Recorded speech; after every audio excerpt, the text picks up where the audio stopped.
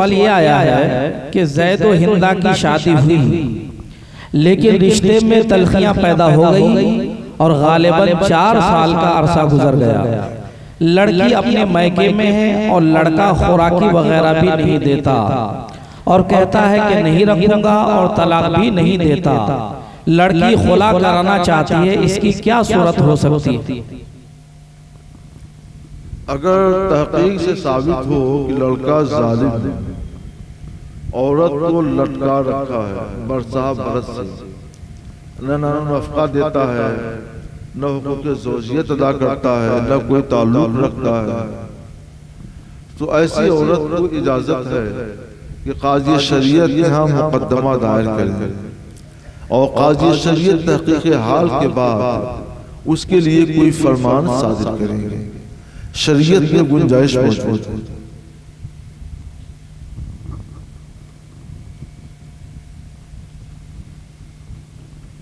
ये सवाल भी इंतहाई अहम है। इस दौर में आमतौर से मस्जिदों में कुर्सियां लगी रहती हैं, तो जो शख्स जमीन पर बैठकर नमाज पढ़ सकता हो, ऐसा शख्स अगर कुर्सी पर नमाज अदा करे तो नमाज होगी या नहीं?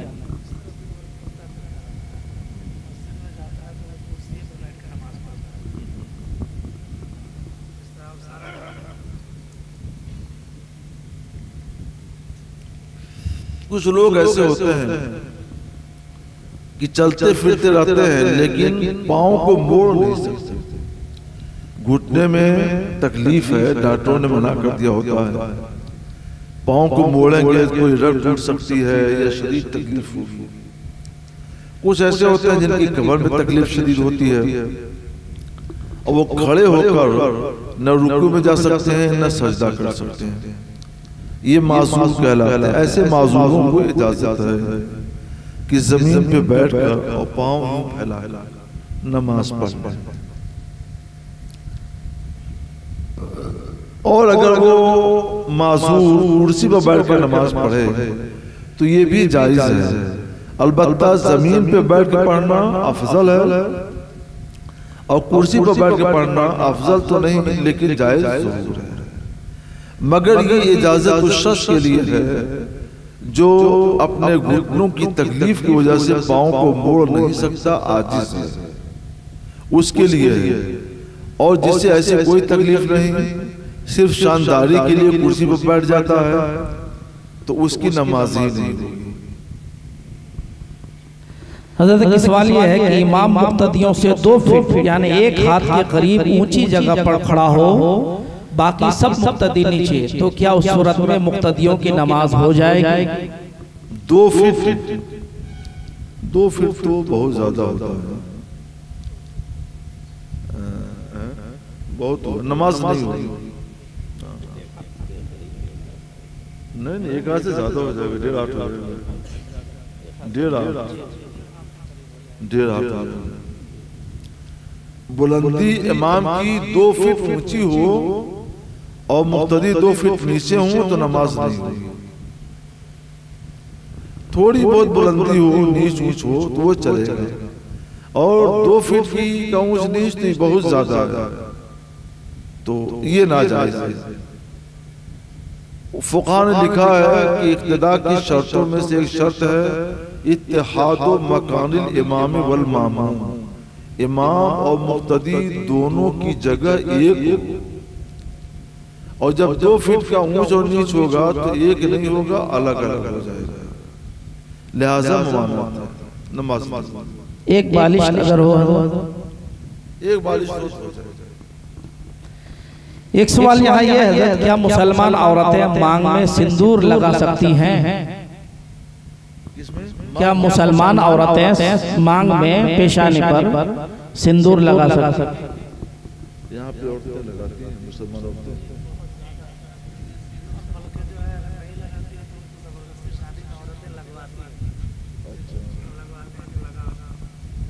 आमतौर पर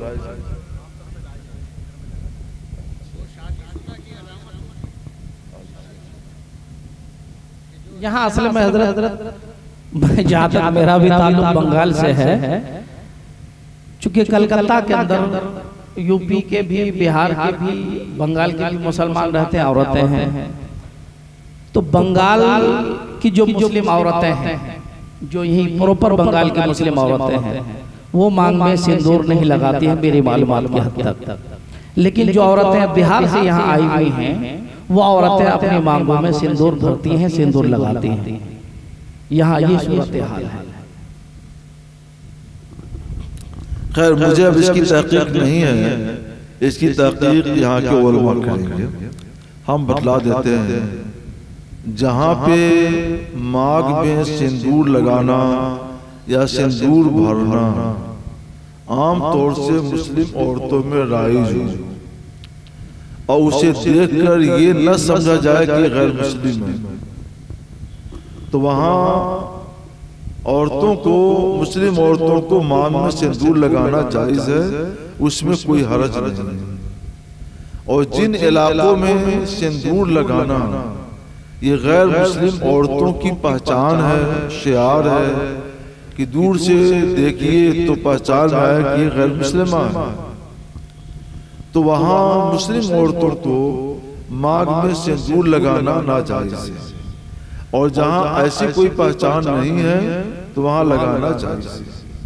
अब यहाँ सूबे बंगाल में, खास तौर पे कलकत्ता में क्या है, मैं यहाँ का रहने वाला नहीं, यहाँ के उर्फ और रिवाज से भी वाकिफ नहीं।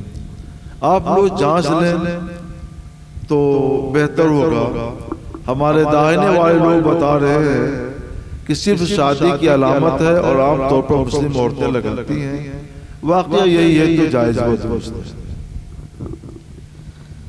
हजरत यहाँ एक सवाल ये है कि आधार कार्ड के जरिए अपने ही अकाउंट से रुपए निकालने के एवज दुकानदार जो उजरत लेता है, क्या वो जायज है?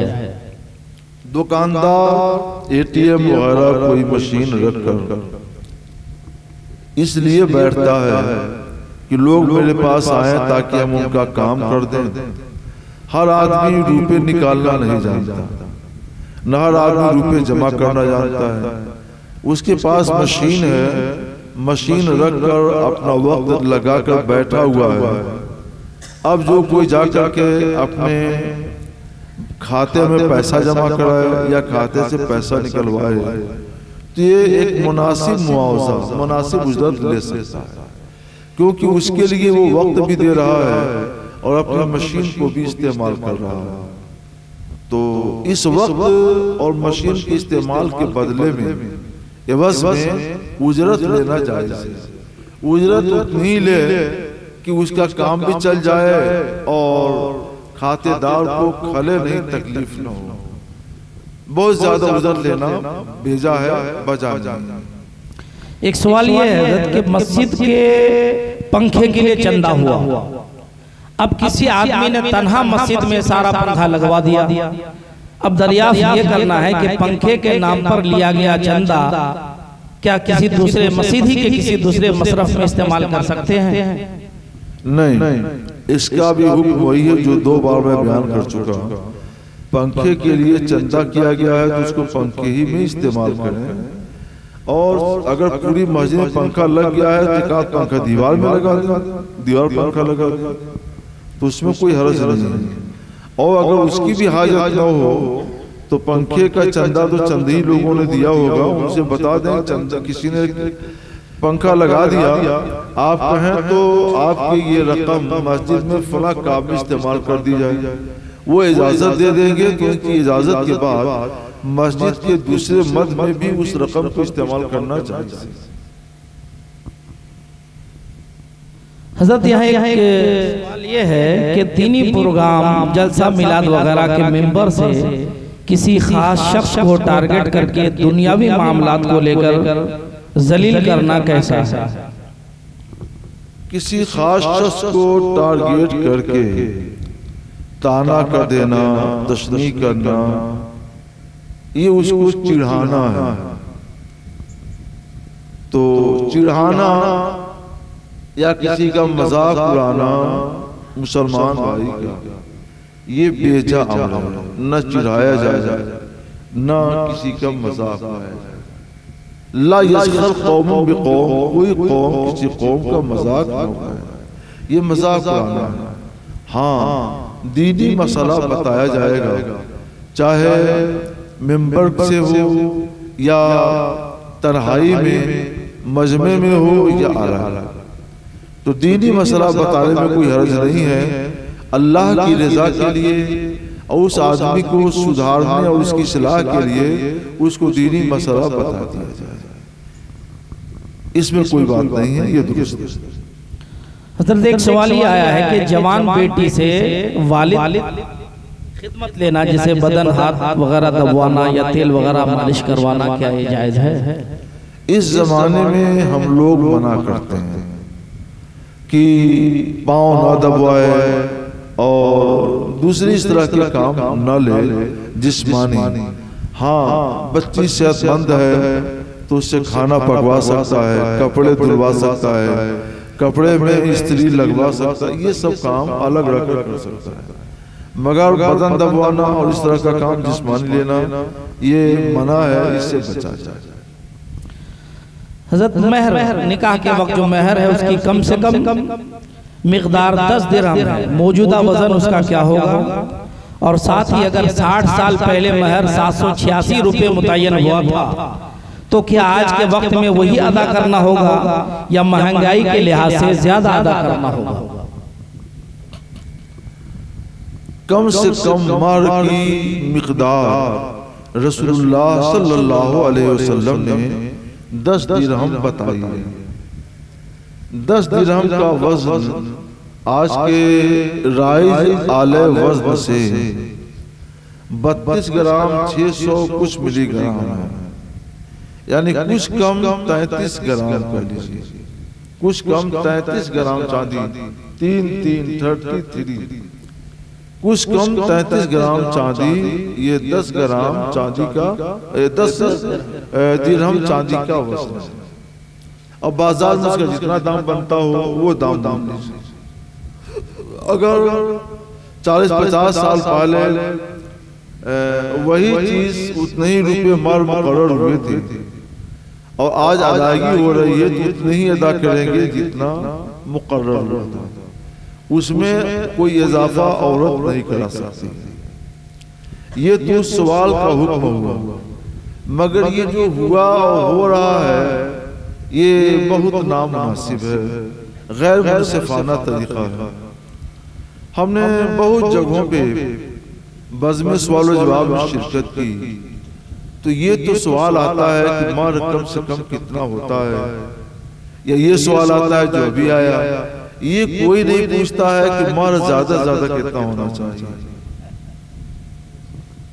ये कोई नहीं पूछता। क्यों नहीं पूछता है कि सवाल जवाब की बस मर्द काम करते हैं, औरतें इसमें आती नहीं है। तो मर्द अपने मतलब वाली पूछ लेते हैं और औरतों को कोई ख्याल ही नहीं करता है। औरतें इधर बेचारी सुनती भी होंगी तो वो मजमे में आ नहीं सकती।